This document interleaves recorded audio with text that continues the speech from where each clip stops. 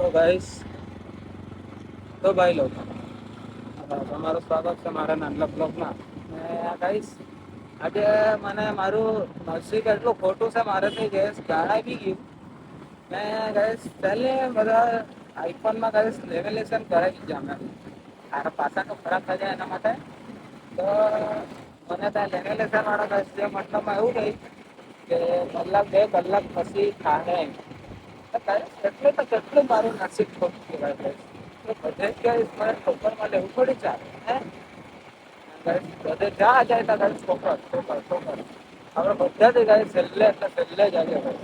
કેમ અમારે તો કેમ આવું થાય ગાઈસ? કેમ સમજ ગાઈસ આપણે વાંસદાથી તો વાંસદા નહીં નાઈનો રોડ છે ને આપણે રોજવાડ ઉઠી જાય ગાઈસ. કે ગાઈસ રોડ બંધ થશે એટલે ગાઈસ મહેરબાની કરીને ગાઈસ ઘીરે આવજો. ને એટલું જ કહેવા માંગુ બસ. ગાઈસ તમારું નસીબ ખોટું નહીં રહેવું જોઈએ. આપણું તો ગાઈસ પહેલાથી નસીબ ખોટું હતું ને હવે તો ખોટું જ છે ને બધા જાતને ગાઈસ આપણાને ગાળ જ પડે બીજું કંઈ પડે નહીં. ગાઈસ હવે આપણે આજે કંપનીમાં જવાનું એટલે ગાઈસ હવે આપણે જઈને મસ્ત રૂકી જાય લાંબા ટાઈમ કરે ને ગરમીમાં ઉઠીને આપણે ગરમીમાં જ ઊંઘવું પડે ગાઈસ. બસ બાકી પંખા એટલે હવાથી લાગે છે ગાઈસ ઠંડી લાગે હે ને ગાઈસ.